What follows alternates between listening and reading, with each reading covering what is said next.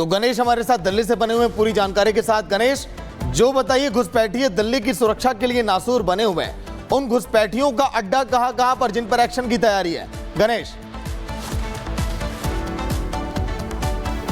देखिए, जिस तरीके से उपराज्यपाल की ओर से कहा गया कि जो अवैध रूप से बांग्लादेशी रह रहे हैं उनके ऊपर कार्रवाई की जाए, कड़ा एक्शन की बात कही गई है।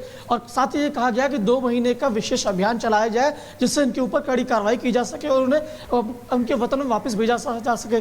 बता दें, जिस तरीके से मुस्लिम प्रतिनिधियों ने मुलाकात की थी उपराज्यपाल से, इस तरीके से अपनी मांगे रखी थी, उसके बाद ये पूरा आदेश आया। अब गौर फरमाइए, इस तरीके से बात दिल्ली की जो वर्तमान के मुख्यमंत्री, तत्कालीन मुख्यमंत्री थे अरविंद केजरीवाल, वो लगातार दिल्ली में कानून व्यवस्था को लेकर भी सवाल उठा रहे हैं और आने वाले समय में जिस तरीके से जो चीजें हैं, चुनाव है, चुनाव के दौरान भी ये बातें मुद्दा बनेंगी। और किस रही बात जिस तरीके से आप कह रहे हैं कि दिल्ली में कहां ये बांग्लादेशी अवैध रूप से रह रहे हैं, तो ये चिन्हित करना पुलिस के लिए बहुत बड़ा कठिन सवाल होगा, क्योंकि देखिए, हम अब भारत हो या पाकिस्तान हो या बांग्लादेश, यहाँ के जो नागरिक हैं हूबहू दिखते हैं, तो इन्हें चिन्हित करना पुलिस के लिए बहुत बड़ी चुनौती है। जिस तरीके से उपराज्यपाल विनय कुमार सक्सेना ने कहा है कि 2 महीने का अभियान चलाया जाए और अवैध रूप से जो बांग्लादेशी रह रहे हैं उनके ऊपर कार्रवाई की जाए, खासतौर पर जो फुटपाथ पे है और पार्कों में जिस जगह पर इन्होंने अवैध रूप से कब्जा भी किया हो, जिस तरीके से जो पत्र में जो बातें कही गई। लेकिन पुलिस के लिए सबसे बड़ी चुनौती होगी कि इन्हें चिन्हित किस तरीके से करेंगे।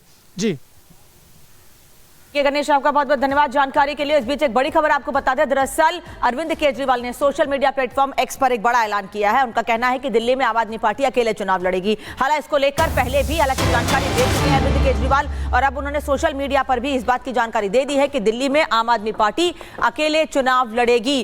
कांग्रेस से आम आदमी पार्टी का सब कुछ नहीं ठीक चल रहा है, काफी दिनों से कई मुद्दों को लेकर अनबन, या इसके पहले हरियाणा में भी हमने देखा कि आम आदमी पार्टी और कांग्रेस ने अकेले अलग अलग चुनाव लड़ा था।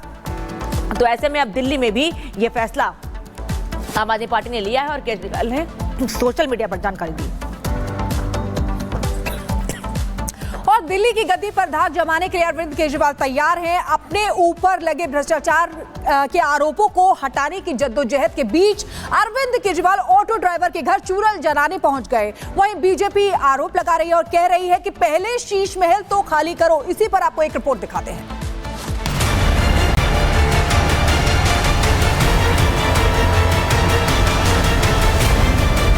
दिल्ली में जैसे जैसे ठंड बढ़ रही है वैसे वैसे चुनावी तापमान भी चढ़ता जा रहा है। केजरीवाल फिर से सत्ता के सिंहासन पर बैठने के लिए बेकरार हैं और जनता के बीच जा रहे हैं, तो बीजेपी उन्हें कुर्सी से परमानेंटली उतारने के लिए शीश महल समेत कई मुद्दे उठा रही है। उधर वोटिंग की तारीख तो नहीं आई, लेकिन ओवैसी ने हिंदू मुसलमान का कार्ड अब दिल्ली में खेलना शुरू कर दिया है। सबसे पहले देखिए कैसे चुनाव से ठीक पहले केजरीवाल और उनकी पत्नी एक ऑटो वाले के घर खाना खाने पहुंच गए। और आज मैं कह सकता हूं कि मैंने ऑटो वालों का नमक खाया है। नमक खाया है तो चुकता भी करना होगा, क्योंकि फिर सीएम बनना है तो वोट बैंक को तो मजबूत करना ही होगा। वैसे सीएम की कुर्सी तक जाने के लिए ऑटो वाले के घर खाना खाने पहुंचे केजरीवाल ने कुर्सी वहां भी नहीं छोड़ी और ऐलान कर दिया कि ऑटो वालों को 10 लाख रुपए तक का जीवन बीमा दिया जाएगा, साथ ही 5 लाख का एक्सीडेंटल इंश्योरेंस भी होगा। ऑटो वाले की बेटी की शादी में सरकार 1 लाख रुपए की मदद करेगी, तो ऑटो वालों को वर्दी के लिए साल में 2 बार 2,500 हजार रुपए यानी कुल 5,000 रुपए मिलेंगे और इनके बच्चों की प्रतियोगी परीक्षाओं की तैयारियों की कोचिंग की फीस सरकार भरेगी। आज मैं दिल्ली के ऑटो वालों के लिए 5 बड़े ऐलान करना चाहता हूं। हमारी जब दोबारा फरवरी में सरकार बनेगी तो ये 5 चीजें लागू की जाएंगी। इधर बीजेपी ने केजरीवाल पर आरोप लगाया कि उन्होंने अब तक सीएम हाउस खाली नहीं किया है। दिल्ली बीजेपी ने चमकते हुए मुख्यमंत्री आवास का वीडियो जारी किया और कहा कि आलीशान घर के लिए 45 करोड़ के खर्च का हिसाब केजरीवाल को देना होगा। घर नहीं है साहब, ये अरविंद केजरीवाल की अय्याशी का महल है। सोना देखिए, वो जाकूजी देखिए जिससे पानी का कुछ प्रेशर आता है। 5 स्टार होटल में भी इतने पॉइंट्स नहीं होते जितने इन्होंने 35-36 लगा रखे हैं। और उसके बाद जिम देखिए, ये आम आदमी का घर है। केजरीवाल बनाम बीजेपी के बीच अब दिल्ली दंगों के आरोपी को ओवैसी ने टिकट देने का ऐलान कर माहौल गर्मा दिया है। आम आदमी पार्टी का पार्षद रह चुका ताहिर हुसैन दिल्ली दंगे का आरोपी है, जिसे AIMIM चुनाव लड़ाएगी। इससे बीजेपी और आप में आरोपों की बौछार होने लगी है कि जिस व्यक्ति ने अपने छत से बम बरसाए हों, जो व्यक्ति दिल्ली के 2020 के दंगे का मास्टरमाइंड हो, उस व्यक्ति को भी कुछ लोग राजनीति में लाके चुनाव लड़ाना चाहते हैं। ओवैसी का हाथ आईबी ऑफिसर अंकित शर्मा के हत्यारों के साथ ओवैसी ने असली सेकुलरिज्म का रंग दिखाया है। भाजपा जहां भी हार रही होती है तो वो बहुत सारी पार्टियों को उतार देती है। बीएसपी को उतारा लोकसभा में, आपको ध्यान होगा, एआईएम को उतारा।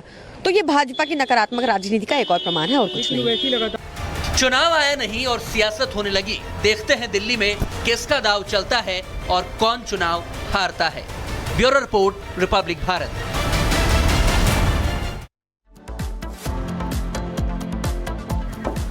वहीं महाराष्ट्र के ठाणे में ऐतिहासिक किले को लेकर देखिए अब एक बड़ा फैसला सामने आया, जहां पर कहा गया कि ये किला नहीं है, मंदिर है। इस पर कोर्ट की तरफ से क्या कुछ कहा गया और क्या आया है फैसले में, क्योंकि 48 साल के बाद यहां पर न्याय मिला है। रिपोर्ट आप देखिए।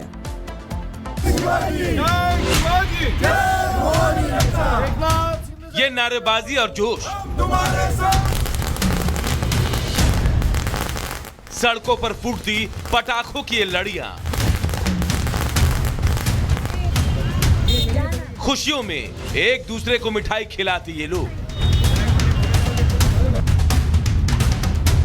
ये तस्वीरें महाराष्ट्र के ठाणे जिले की है। संभल अजमेर में मंदिर मस्जिद विवाद के बीच महाराष्ट्र के ठाणे में भी ऐतिहासिक दुर्गांडी किले को लेकर बड़ा फैसला आया है।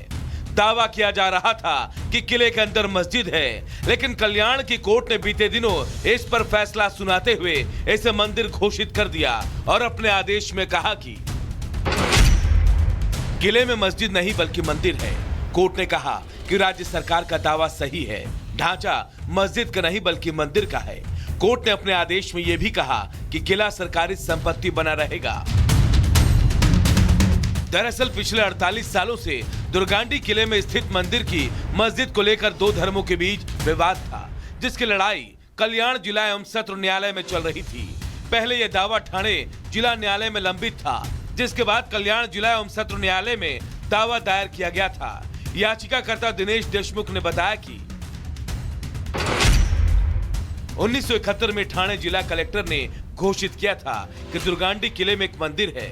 इसके बाद इस जगह को मंदिर की मस्जिद बताने के लिए जांच की अर्जी दायर की गई। इस दावे में एडवोकेट भाऊ साहब मोदक ने केस की पैरवी की थी। मस्जिद में खिड़कियां नहीं है, यहाँ मंदिर की खिड़कियां हैं। यहाँ मूर्तियों को रखने के लिए एक मंदिर है, इसलिए सरकार ने घोषित किया था कि इस जगह पर एक मंदिर है। वहीं 1975-76 में मुस्लिम समुदाय की ओर से ठाणे जिला न्यायालय में अर्जी दाखिल की गई थी कि दुर्गांडी किला मंदिर नहीं मस्जिद है। इसके बाद 2 साल तक ये दावा चलता रहा। इसके बाद दावा कल्याण जिला एवं सत्र न्यायालय में स्थानांतरित कर दिया गया। कुछ साल बाद एक मुस्लिम संगठन ने दावा किया कि ये वक्फ संपत्ति है। इस पर कोर्ट में दोबारा सुनवाई हुई। न्यायालय ने इस मांग को खारिज कर दिया और सरकार के पहले के फैसले को स्वीकार करते हुए कहा कि दुर्गांडी किले पर मंदिर है।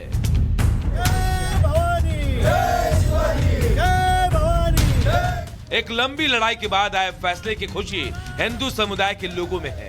इस फैसले की गूंज ठाणे ही नहीं पूरे महाराष्ट्र में सुनाई पड़ रही है। बीजेपी और हिंदू संगठन के लोगों ने फैसले का स्वागत किया। शिवसेना के पदाधिकारियों ने कल्याण दुर्गांडी किले में दुर्गा देवी की आरती कर जश्न मनाया। इस